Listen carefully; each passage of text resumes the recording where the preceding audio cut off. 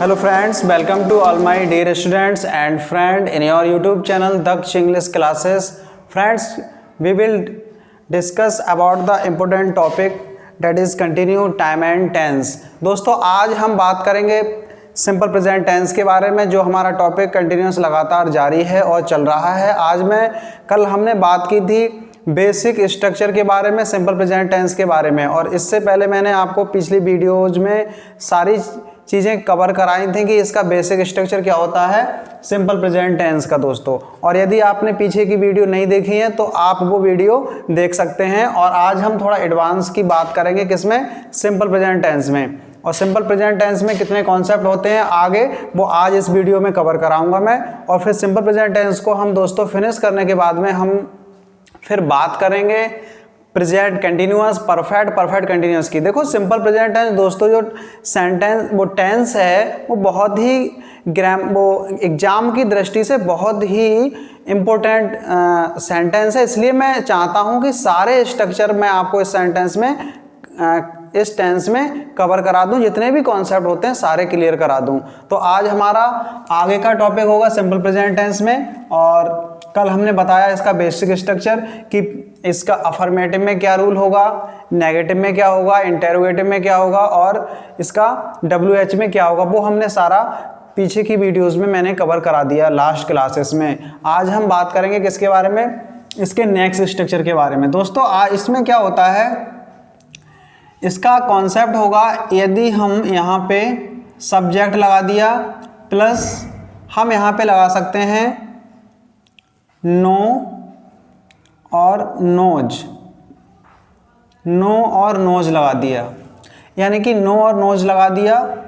आप जानते हैं कि अगर सब्जेक्ट आपका सिंगुलर है तो नोज लगेगा और सब्जेक्ट प्लूरल है तो नो लगेगा। उसके बाद में हम यहाँ पे लगाते हैं हाउ टू, और हाउ टू के बाद दोस्तों यहाँ पर V1, यानी कि सब्जेक्ट नो और नोज लगा दिया, और नोज और नो के बाद में जो आता है वो हाउ टू का यूज होता है। यहाँ पे how two plus B1 plus यहाँ पे अदर वर्ड का हमारा कॉन्सेप्ट दोस्तों हो जाएगा। यानी कि यहाँ पर देखो कैसे इसका बनेगा। हमने एग्जांपल लिया she knows how to read English. She knows how to read English, इसका मतलब है वह इंग्लिश पढ़ना जानती है, यानी कि उसे इंग्लिश पढ़ना आता है या वह इंग्लिश पढ़ना जानती है दोस्तों। तो इसमें क्या करेंगे, she knows how to read English यहाँ पे लगा सकते हैं। सी नोज यानी कि आपका सब्जेक्ट क्या है, यहाँ पे सब्जेक्ट आपका सिंगुलर है तो हमने नोज का यूज किया है, यानी नो का मतलब क्या होता है जानना, और जानना के बाद हम हाउ टू का यूज करते हैं प्लस B1 का यूज करना। इस कॉन्सेप्ट से बहुत सारे बना सकते हो। अब देखो यहाँ पे क्या, अब देखो प्लूरल ले लिया हमने यू के बाद हमने लगा दिया no, you know how to speak English, ये हो गया दोस्तों। अब देखो यहाँ पे क्या होगा, यानी कि यू हमारा प्लूरल है तो हमने नो का यूज किया, फिर उसके बाद हम हाउ टू का यूज लगा सकते हैं। You know how to speak English, you know how to read English, you know how to write a letter, you know how to swim in the river. यानी कि इसका मतलब है तुम इंग्लिश बोलना जानते हो, ठीक है, वह इंग्लिश पढ़ना जानती है। इस तरह से तो हम इसमें इस कॉन्सेप्ट से बहुत सारे एग्जांपल ले सकते हैं। और भी देखो यहाँ पे हम नेगेटिव भी कर सकते हैं। यहाँ पे हमने लगा दिया सब्जेक्ट, यहाँ पे लगा सकते हैं प्लस टू और डज, यानी कि यहाँ पे हम कर सकते हैं यहाँ पे डोंट और डजंट लगा दिया, प्लस हम लेंगे यहाँ पे नो, और उसके बाद में क्या आ जाएगा हाउ टू प्लस B1। यानी इस कॉन्सेप्ट से जो हमने कल आपको 6 सेंटेंस का स्ट्रक्चर बताया था उससे भी बहुत सारे सेंटेंस बना सकते हैं। जैसे कि सी डजंट, यानी इसमें बन जाएंगे बहुत सारे structure. She doesn't know how to play cricket, play cricket.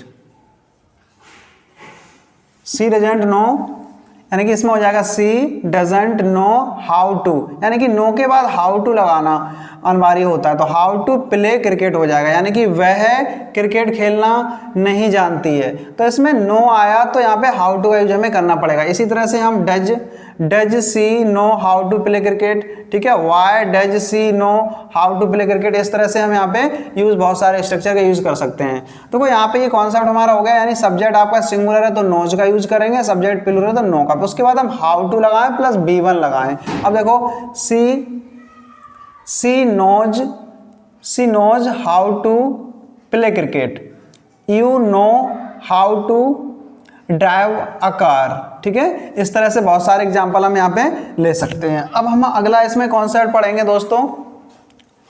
अगला कॉन्सेप्ट क्या होता है इसमें,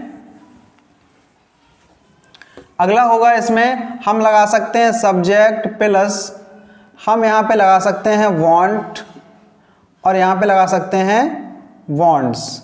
इसका मतलब क्या होता है, चाहना। क्या होता है दोस्तों, चाहना। अब यहाँ पे वांट्स लगा दिया, इसके बाद हम लगाएंगे टू, उसके बाद टू के साथ में क्या हो जाएगा B1 और प्लस लगा देंगे अदर वर्ड। अब देखो यहाँ पे हमारा क्या स्ट्रक्चर होगा, यहाँ पे हम लगा सकते हैं द गर्ल वॉन्ट्स, यहाँ वॉन्ट्स लगा दिया, the girl wants to read English, read English. इसका मतलब क्या हुआ, इसका हिंदी निकलेगी, इसकी हिंदी निकलेगी लड़की इंग्लिश पढ़ना चाहती है, चाहना। जैसे कि यहाँ पर होगा I want to play cricket, I want to read English, I want to speak English, they want to sing a song, she wants to drink a water, she want to eat food, यानी वह खाना खाना चाहती है, वह English बोलना चाहती है, मैं किताब पढ़ना चाहता हूँ, I want to read English, they want to sing a song, they want to speak English, ठीक है। इस तरह से हम बहुत सारे एग्जाम्पल ले सकते हैं। यानी वॉन्ट का मतलब होता है चाहना, प्लस लगाना पड़ेगा टू, और V1 का यूज करके हम ये स्ट्रक्चर से बहुत सारे सेंटेंस को दोस्तों बना सकते हैं। तो ये हमारा रहा कॉन्सेप्ट नंबर 2। अब देखो हम इसमें बात करते हैं नेक्स्ट कॉन्सेप्ट की। इसमें अगला कॉन्सेप्ट होगा, कुछ वर्ड होते हैं, जैसे मैं यहाँ पे एग्जांपल लूँगा, जैसे हमने यहाँ पे लिखा कॉन्सेप्ट नंबर ये है हमारा 3, यानी कि यहाँ पर क्या है, ऑलवेज। दोस्तों क्या होगा, ऑलवेज आ जाएगा, नेवर, और क्या होगा, seldom, sometimes, seldom sometimes, always, never, seldom, sometimes, और यहाँ पे रेयरली, जनरली, क्या हो जाएगा, जनरली हो जाएगा, और दोस्तों यहाँ पे occasionally,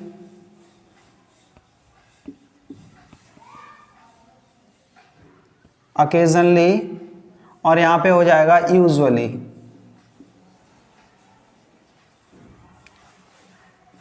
usually,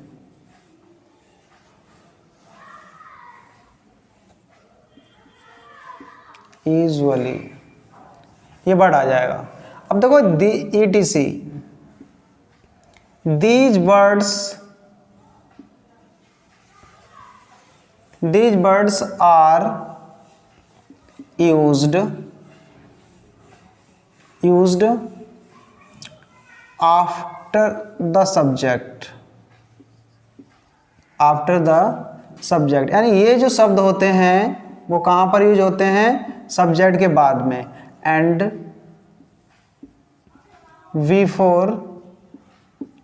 before the main verb, before the main verb. किसमें, इन सिंपल प्रेजेंट टेंस में,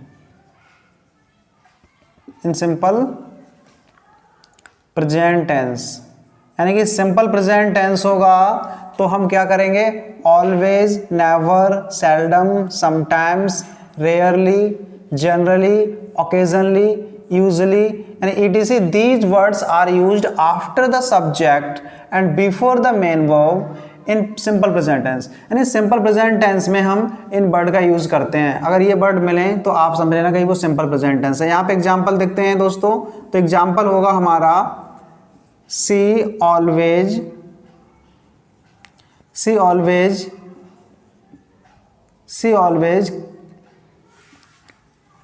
goes to school. She always goes to school. यानी वह सदैव स्कूल जाती है. तो जो ऑलवेज वर्ड है वो क्या है? ऑलवेज एक टाइम एक्सप्रेसिंग वर्ड है, यानी कि एक एडवर्ब है. इसका यूज कहाँ हुआ? इसका यूज हुआ सब्जेक्ट के बाद में और मेन वर्ब से पहले. तो मैंने यहाँ पे लिखा है ऑलवेज नेवर. यहाँ पे हम लिख सकते हैं यू नेवर टेल अ लाई. तो इसका मतलब क्या है? ये वर्ड जो होते हैं वो मेन वर्ब से पहले और सब्जेक्ट के बाद आते हैं सिंपल प्रेजेंट टेंस में. ठीक है. अब सेल्डम का मतलब क्या होता है? कभी कभी. तो यहाँ पे हो जाएगा दे सेल्डम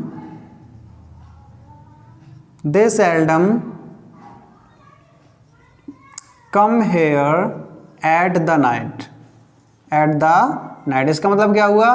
वे रात में यहाँ कभी कभी आते हैं. सेल्डम मतलब है कभी कभी आते हैं. तो इसका मतलब है कि अगर आपको ये वर्ड मिले सेल्डम, नेवर और sometimes, rarely, generally, occasionally, usually, ये वर्ड सिंपल प्रेजेंट टेंस में इनका यूज किया जाता है सब्जेक्ट के बाद में और मेन वर्ब से पहले दोस्तों. तो ये हमारा कॉन्सेप्ट नंबर 3 रहा सिंपल प्रेजेंट टेंस में. अब हम बात करते हैं दोस्तों अगले कॉन्सेप्ट की. अगला कॉन्सेप्ट होगा दोस्तों कॉन्सेप्ट नंबर 4 होगा, यानी कुछ वर्ड होते हैं डेली,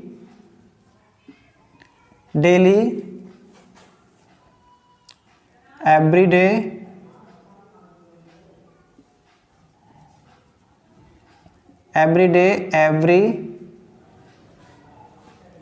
एवरी मंथ,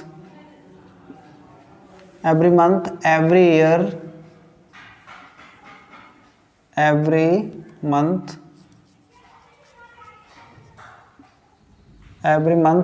ईयर. ठीक है. Every week,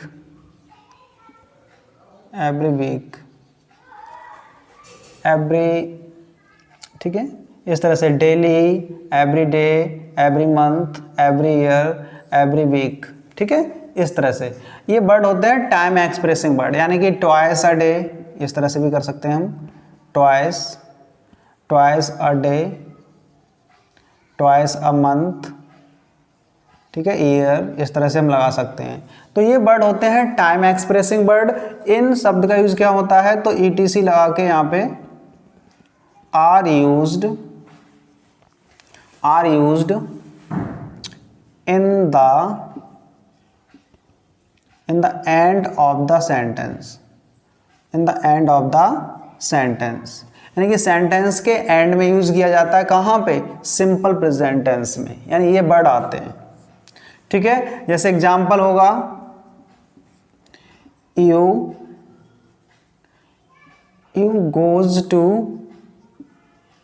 goes to office daily. तो इसमें डेली का मतलब क्या हुआ? रूटीन से मतलब हो रहा है इसका, यानी कि टाइम एक्सप्रेसिंग वर्ड है. तो यहाँ पे डेली क्या है? लास्ट में लगा दिया हमने. लास्ट में ये वर्ड आया है तो इसका मतलब है कि ये ऐसे वर्ड सिंपल प्रेजेंट टेंस में यूज होते हैं. She comes here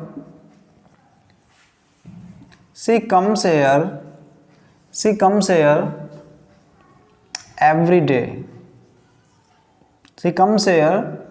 day. इसका मतलब क्या है दोस्तों? वह यहाँ एवरीडे मीन्स प्रत्येक दिन यहाँ आती है. वह प्रत्येक दिन यहाँ आती है. तो इसमें क्या है? एक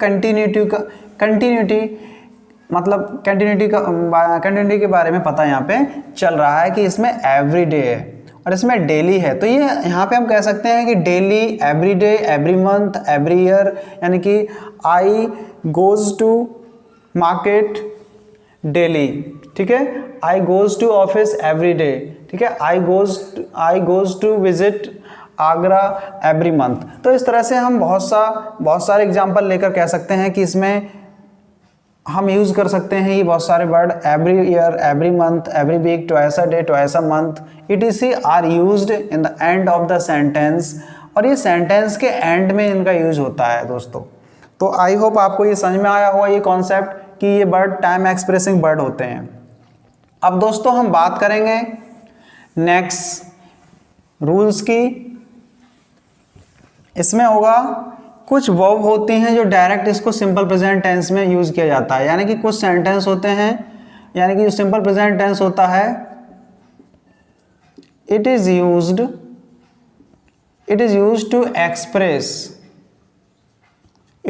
टू एक्सप्रेस मेंटल एक्टिविटी, यानी कि mental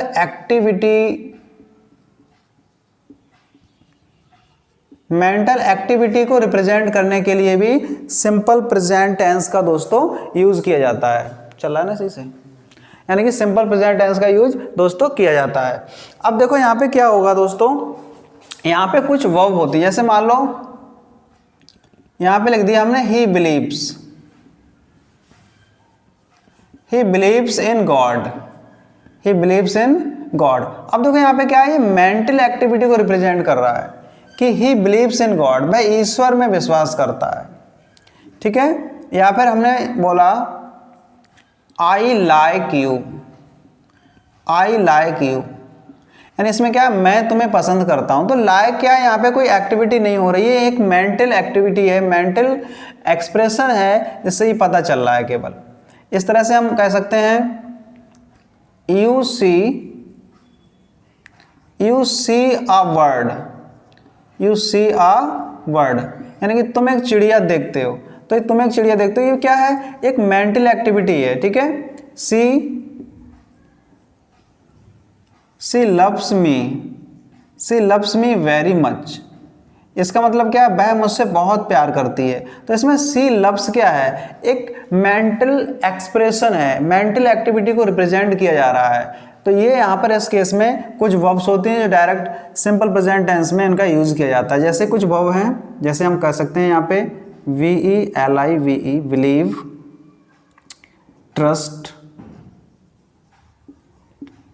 trust, hope, like, seem, hear, know, understand,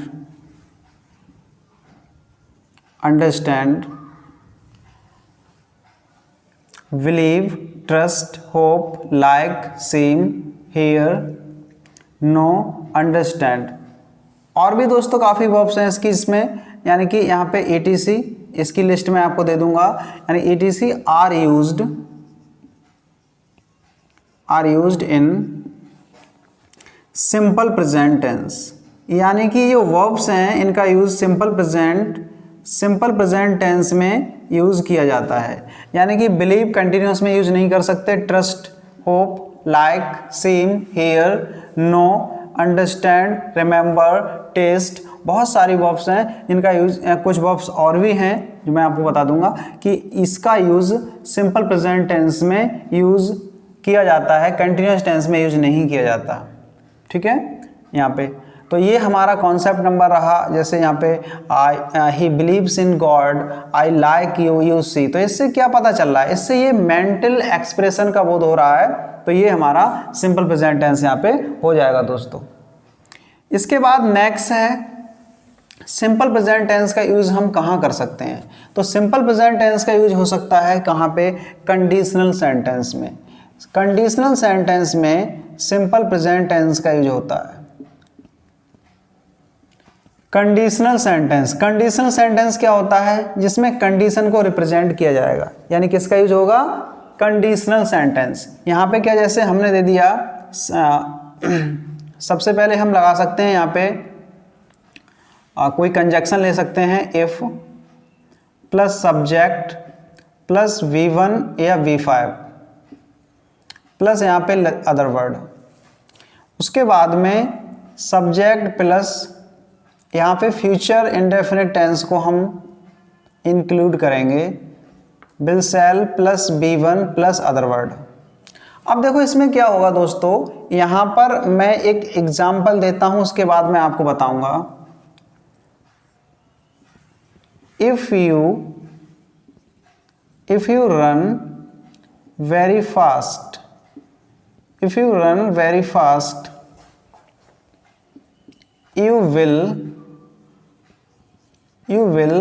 win the race। ये फ्यूचर कंडीशन सेंटेंस हो गया।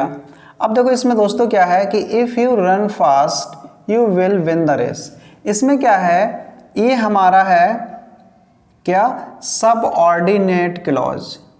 क्या है दोस्तों, सबऑर्डिनेट। सबऑर्डिनेट क्लॉज क्या होता है, देखो क्लॉज, इसे हम सबऑर्डिनेट क्लॉज को कहते हैं independent clause. Independent clause, independent clause. Independent clause क्या होता है, तो इंडिपेंडेंट क्लॉज होता है ये अपना सेंस एक्सप्रेस करने के लिए प्रिंसिपल क्लॉज पे डिपेंड होता है। प्रिंसिपल क्लॉज क्या होगा, यहाँ पे ये वाला जो कंडीशन है उसे हम कहते हैं प्रिंसिपल क्लॉज, उसे हम कहेंगे प्रिंसिपल क्लॉज, उसे हम क्या कह सकते हैं, प्रिंसिपल क्लॉज कहेंगे। इसे हम मेन क्लॉज भी कहते हैं, मेन क्लॉज भी दोस्तों कहते हैं। अब देखो दोस्तों इसमें क्या होगा, जो प्रिंसिपल क्लॉज है वो एक अपना सेंस, यानी अपना जो सेंस होगा उसका स्वयं का सेंस होता है, यानी कि खुद से अपना सेंस रिप्रेजेंट करता है। जबकि सबऑर्डिनेट क्लॉज होता है, सबऑर्डिनेट क्लॉज अपना सेंस एक्सप्रेस करने के लिए प्रिंसिपल क्लॉज पर डिपेंड रहेगा।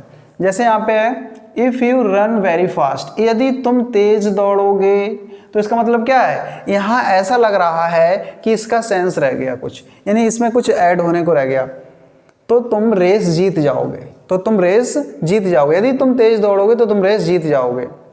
अब आप कहोगे सर आपने तो तातीते बताया था, इसमें क्या होगा कि प्रिंसिपल क्लॉज की वजह से ही इसका सेंस है, तो इसमें दोनों तरफ हमें गा दिखाई देगा, दोनों तरफ दोस्तों गा दिखाई देगा। बट आपका सबऑर्डिनेट क्लॉज जो होगा, जो डिपेंडेंट क्लॉज होगा दोस्तों, यानी इसको माफ़ कीजिएगा, यहाँ पे डिपेंडेंट क्लॉज कहेंगे। अगर ये डिपेंडेंट क्लॉज होगा वो प्रिंसिपल क्लॉज पर यानी कि डिपेंड रहेगा अपने सेंस को एक्सप्रेस करने के लिए। और भी हम देख सकते हैं यहाँ पे, और प्रिंसिपल क्लॉज होगा उसका स्वयं का सेंस होगा you will win the race, तुम रेस जीत जाओगे यदि तुम तेज दौड़ोगे। तो यहाँ पे यदि तुम तेज दौड़ोगे ये हमारा सबऑर्डिनेट क्लॉज है, और you will win the race ये हमारा प्रिंसिपल क्लॉज है। तो हम क्या कहेंगे, इसमें हमने सिंपल प्रेजेंट टेंस और फ्यूचर इंडेफिनिट, नहीं सिंपल प्रेजेंट और सिंपल फ्यूचर को हमने एक कॉम्बिनेशन से एक हमने बड़ा सा सेंटेंस बना दिया। यदि तुम यहाँ आओगे तो मैं तुम्हें पढ़ाऊँगा, if you come here I will teach you, यदि वह वहाँ जाएगी तो वह इंग्लिश सीखेगी। तो if she goes there she will learn English. तो इस तरह से हम बहुत सारे एग्जाम्पल ले सकते हैं। यहाँ पे कंजक्शन इफ नहीं, बहुत सारे कंजक्शन लगा सकते हैं। व्हेन, यहाँ पे लिख सकते हैं व्हेन यू प्ले वेल, यदि तुम अच्छा खेलोगे ना, जब तुम अच्छा खेलोगे, you will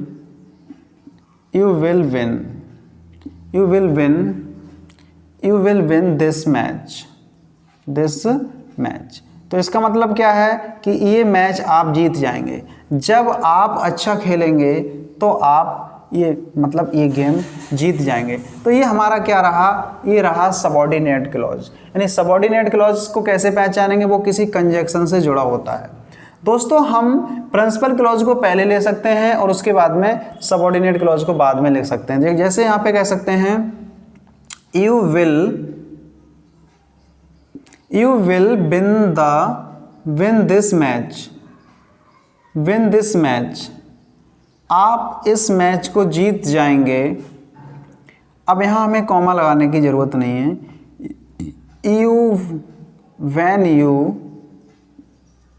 when you play well,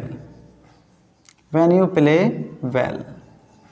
तो इसमें क्या होगा, यहाँ पर हम सबऑर्डिनेट क्लॉज यानी कि प्रिंसिपल क्लॉज को पहले ले सकते हैं, उसके बाद में सबऑर्डिनेट क्लॉज भी लिख सकते हैं दोस्तों। तो यहाँ पर हमारा रहा कि हम कंडीशनल सेंटेंस में भी सिंपल प्रेजेंट और सिंपल फ्यूचर के यूज से, दोनों के कॉम्बिनेशन से हम यहाँ पे बना सकते हैं। तो सबऑर्डिनेट क्लॉज को कैसे पहचाने, वो किसी कंजक्शन से जुड़ा होता है और अपना सेंस रिप्रेजेंट करने के लिए प्रिंसिपल क्लॉज पर डिपेंड रहता है, जबकि प्रिंसिपल क्लॉज का सेंस एक खुद ही डिपेंडेंट क्लॉज है और अपना सेंस उसका खुद ही किसी दूसरे सेंटेंस पे डिपेंड नहीं रहता, जबकि सबऑर्डिनेट क्लॉज अपना सेंस एक्सप्रेस करने के लिए प्रिंसिपल क्लॉज पे डिपेंड रहता है दोस्तों।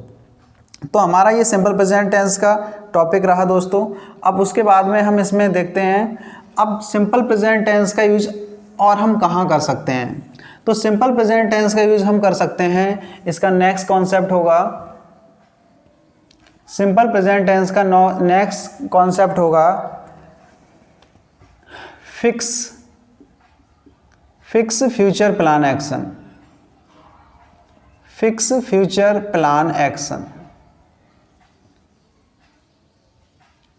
फिक्स फ्यूचर प्लान एक्शन यानी कि फिक्स फ्यूचर प्लान एक्शन क्या होता है कि जब कोई भी एक्शन पहले से फिक्स हो, कोई भी एक्शन दोस्तों पहले से फिक्स हो, तो हम उसे फिक्स फ्यूचर प्लान एक्शन में रखेंगे। कहेंगे सर फिक्स क्या और नॉन फिक्स क्या होता है। जैसे मान लो यहाँ पे हमने बोल दिया कि द प्राइम मिनिस्टर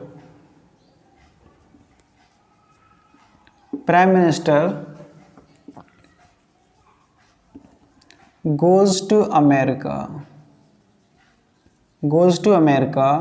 tomorrow। अब देखो यहाँ पे prime minister goes to America tomorrow. आप कहोगे सर आपने टुमारो इसमें क्यों लगा दिया, इसकी हिंदी है वो फ्यूचर में निकलेगी। प्राइम मिनिस्टर प्रधानमंत्री कल अमेरिका जाएंगे, तो ये यानी कि क्या है, फ्यूचर प्लान एक्शन एक फिक्स है, यानी कि यहाँ पर फिक्स एक्शन का यूज हुआ है। और इस केस में हम क्या कर सकते हैं, next month, next day, tomorrow, यानी कि फ्यूचर टेंस को रिप्रेजेंट करने वाले वर्ड यानी एडवर्ब का हम यूज कर सकते हैं। यानी तो ये हमारा हुआ क्या, फ्यूचर प्लान एक्शन को रिप्रेजेंट करने वाला सेंटेंस। हम यहाँ कह सकते हैं द मैच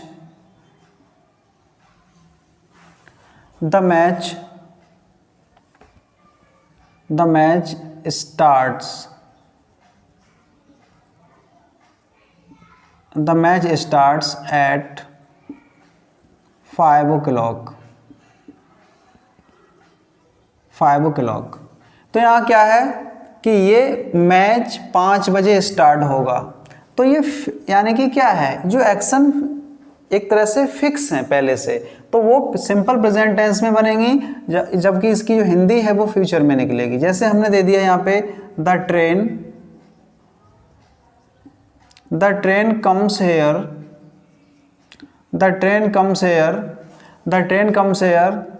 एट 5 o'clock। इसका मतलब क्या हुआ दोस्तों, इसका मतलब है गाड़ी यहाँ, ट्रेन यहाँ 5 बजे आएगी। तो इसका मतलब वो फिक्स है पहले से। देखो गाड़ी लेट नहीं हो सकती, यानी कि रेयरली केस में वो कभी कभी लेट हो सकती है, लेकिन उसका आप पहुँचें या ना पहुँचें, लेकिन उसका आना एक तरह से फिक्स है। तो जितने भी फिक्स प्लान एक्शन होती हैं वो सारे सिंपल प्रेजेंट टेंस में उसका यूज होता है दोस्तों। तो आई होप आपको समझ में आया होगा ये वीडियो। इस वीडियो को आपको देखने के लिए बहुत बहुत धन्यवाद, और इस वीडियो को आप आगे बढ़ाएं। और सिंपल फ्यूचर टेंस में जितने भी कॉन्सेप्ट थे दोस्तों मैंने यहाँ पे इस वीडियो में कवर कराए। इस वीडियो को आगे बढ़ाने के लिए बहुत बहुत धन्यवाद। और उन लोगों की मदद करो जिन्हें इंग्लिश की ज़रूरत है, इंग्लिश को सीखना चाहते हैं। हम मिलते हैं आपको एक नए अंदाज में, नए तरीके से, एक अच्छी वीडियो के साथ। और हम नेक्स्ट टाइम में सिंपल प्रेजेंट टेंस को कवर करा चुके, उसके बाद में हम कराएंगे कंटिन्यूअस परफेक्ट, क्योंकि सिंपल प्रेजेंट टेंस में बहुत सारे कॉन्सेप्ट हैं। इस सेंटेंस को पढ़ना बहुत ज़रूरी होता है और एग्जाम की दृष्टि से बहुत ही इंपॉर्टेंट है। सिंपल प्रेजेंट और सिंपल पास्ट ये बहुत ही इंपॉर्टेंट सेंटेंस हैं। इतने किसी भी सेंटेंस में कॉन्सेप्ट नहीं है जितने सिंपल प्रेजेंट और सिंपल पास्ट में है। तो दोस्तों मिलते हैं आपको एक नए तरीके से, नए अंदाज में। तब तक के लिए बाय, जय हिंद, वंदे मातरम।